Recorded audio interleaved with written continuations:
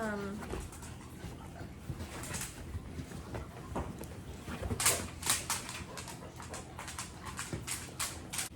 guys, welcome to my channel. My name is Chloe. I go by Shoddy Hill here on YouTube and Instagram. If you're new here, welcome to my channel. This is Copper. He's my Basset Hound, and we make videos together. I make videos about random stuff. If you like what you see, definitely subscribe and give this video a thumbs up. I'm sorry, I really hate having to say that. I really do, but I just feel like I have to. Anyway. Today's video is going to be about Basset Hound care, like the basics to owning a Basset Hound, just some things that you should consider before you bring a Basset Hound into your life, or if you have a new Basset Hound and you're like, well, what do I do? This should help. I'm not going to go over everything in every little detail, but I am going to do a little overview of maybe some health conditions that Basset Hounds are prone to, things you can do to try and prevent those from happening, and just like basically how to care for them on a daily basis. I also figure I should say a little disclaimer, I'm not an expert. I'm just a Basset Hound owner. I've had Copper since he was a puppy. He turned 6 this year, and I've done a lot of research on owning a Basset Hound, but you know, I'm also speaking from my experience. Obviously, Copper is an individual. Your Basset Hound might be nothing like Copper. Maybe they have a lot in common. Maybe he reminds you a lot of your dog. Either way, if this video doesn't resonate with you, you don't have to watch it. And you know, you do you. So first I figure we would go over some of the health problems that Basset Hounds are prone to. And if you do get a Basset Hound from a breeder, I would really recommend you do your research. You get your Basset Hound from a reputable breeder who is responsible and is breeding the dogs for health, and you know, you're not getting a dog that will have some genetic predisposition for some awful disease or some weird stuff happening. So, Basset Hounds can be really prone to ear problems, ear infections, and eye problems. I haven't so much experienced the eye issue because Copper's eyes really aren't as droopy as some Basset Hounds are. I know Basset Hounds can get glaucoma really easily, and they're also prone to this thing called cherry eye, when it's like their third eyelid or whatever gets, second eyelid, I don't know, an eyelid gets infected basically, and there's like a big red bump, and that's actually more common in younger dogs, but I've never gone through anything like that. But that's just something to keep an eye on. Make sure that their eyes are clean, and make sure that you're paying attention.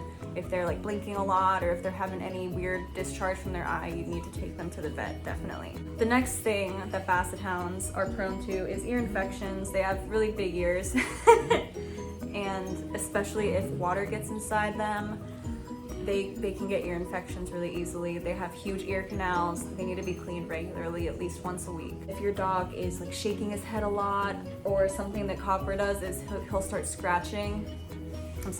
Copper will start scratching the inside of his ear, and that's when I know that we need to take him and he's got an ear infection basically. Also, sometimes it will smell, and you'll know by the smell that there's something wrong. Another thing that Basset Hounds are prone to is actually skin infections, because some of them, not so much Copper, but other Basset Hounds with more wrinkly skin, they have these folds of skin, especially around their mouths, that can get, it's moist and it can grow bacteria and yeast. So I really don't know why that keeps happening, but keep an eye on that. Finally, Basset Hounds can be prone to weight problems. I know this might not be your experience with your dog, but with my dog, he loves to eat, and he will eat, you know, he'll eat so much food until he like vomits, really.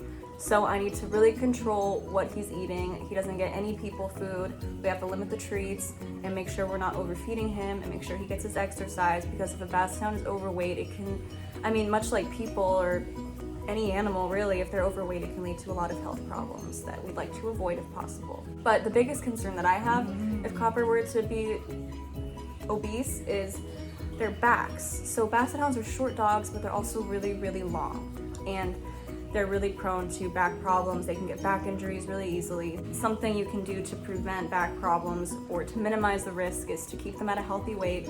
And my rule of thumb is don't ever let your dog jump off something that they can't jump on themselves. You've probably seen Copper jump off my bed. My bed's really high.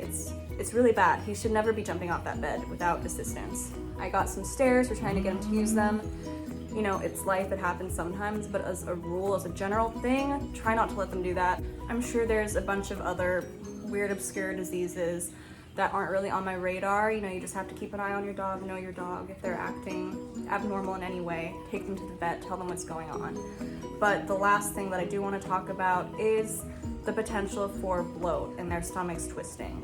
I can't think of the actual like medical term for it right now, but if you have a Basset Hound or a deep-chested dog, you're probably familiar with the term bloat.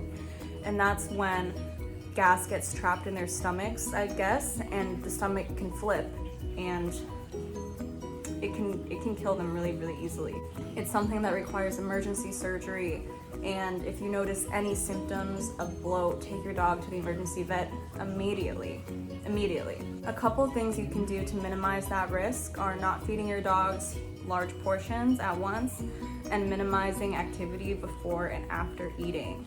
So for Copper, I feed him twice a day, and I try not to let him do any physical activity like an hour before and an hour after eating. I wouldn't take him for a walk or have him go play fetch or run around with Oliver right before or after he eats. So now that we've talked about all of the weird health things that are somewhat unique to Basset Hounds, now let's talk about the regular care requirements that they need. Basset Hounds need a lot of attention. They are pack animals, they're used to hunting, you know, they're bred to hunt in groups, and they like to be around other animals. If you can, I would recommend getting another Basset Hound. I know it sounds crazy. I mean, I don't have 2 Basset Hounds. It's not great for them to be alone. They're also really prone to separation anxiety. That's something that I've dealt with Copper throughout the years. I actually have a video all about separation anxiety if you want to check that out. They definitely shed a lot. Brushing can help a little bit, I guess. But yeah, they shed. They definitely shed. You're gonna want to clean their ears at least once a week. You can use like an ointment that you squirt in there and then wipe out, or little wipes, whatever works for you. You should always keep your Basset Hound on a leash, no matter how well trained they are. It's just a safety thing because they do have really strong noses, and if they like get a scent of something they really like, they might be gone. And they have selective hearing, they won't listen to you, so you better keep them on a leash just to be safe. They do wander for sure. Basset Hounds do require exercise. Basset Hounds do require exercise, but it's not gonna be like a crazy amount of exercise. They're not super high energy dogs. If I take Copper for like 1 walk a day, about a mile, he is a very happy camper. They also really need to have some type of mental stimulation, whether that looks like a treat puzzle thing, or some peanut butter and a Kong toy.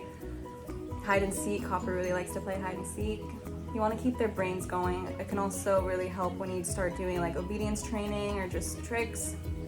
It's good to stimulate their minds because they're really smart dogs and they're really independent thinkers. They're not bred to please you, they're bred to figure out what to do by themselves and to be able to go hunt something and, you know, without so much direction. So they're really smart. It's crazy. Some people think they're stupid.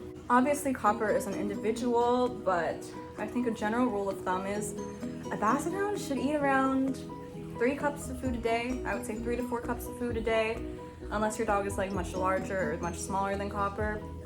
3 to 4 cups a day works for him, and I split that into 2 different meals. He also uses a slow feeder bowl, which is just a bowl with like some shapes inside of it to help slow down his eating, which I would really highly recommend you use one of those. Definitely don't feed all at one time. I'm also really careful when it comes to giving Copper any people food. We really don't do that. With treats, we keep it to a minimum, make sure that he's having a balanced diet and he's not putting on weight. That's really important for the health of your Basset Hound. Is there anything I missed, buddy?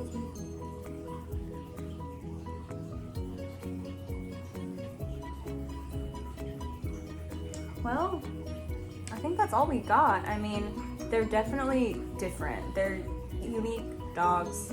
They require a little extra special care. They require someone who has patience, for sure. Someone who doesn't mind some whining now and then. There have been times when I thought Copper was really, really sick.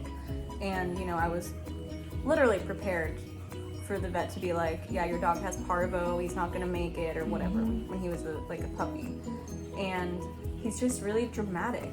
And I think that's something that's common with a lot of Basset Hounds. They're just overly dramatic and they're just big babies. So, oh, before I go, I did want to say a couple like do as I say, not as I do things.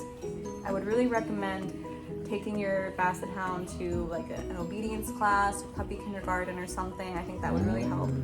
And that's something, unfortunately, I did not do. So if you don't feel capable of being able to train your dog at home by yourself, get some help. I think it will really pay off, and I think it will be worth it. And the other thing that I wish I had done, that I did not do, is teach Copper to be comfortable with getting his nails trimmed. So that is something, I've talked about it before. It's really hard for us. It's really traumatizing for Copper and for myself. I feel like if I had just taken some extra time when he was a puppy to make sure I was touching his feet and trimming his nails regularly, it wouldn't be such a horrible, scary thing for him. But other than that, they're great dogs. They're great companions. They're good with kids for the most part. Copper's good with kids. They're good with other animals as far as I've seen. And they're amazing dogs. They're clowns. They're really special dogs. So if you did just get a Basset Hound puppy, congratulations, welcome to the club. I wish you the most luck and you will have a great time, and I hope that you have many years of love and joy and laughs together. And if you already have a Basset Hound, you know how it is. Let me know if this is similar to your experience, or if you have anything to add in the comments. Definitely add your opinions in the comments. Just be respectful. And if you're thinking about getting a Basset Hound, keep doing the research. Obviously, if you watch this video, you're doing a good job. And just, just don't do anything. Don't be impulsive in the decision to get any dog, but especially don't be impulsive in getting a Basset Hound. Make sure you do the research on whatever breed you're considering, and rescue when possible. Don't support backyard breeders. Anyway, I wish you all the best. I appreciate you for watching my video and supporting my channel, and I hope you have an amazing day. Take care. I love you guys, and I will see you soon. Let me know what you'd like to see. Bye. And that could be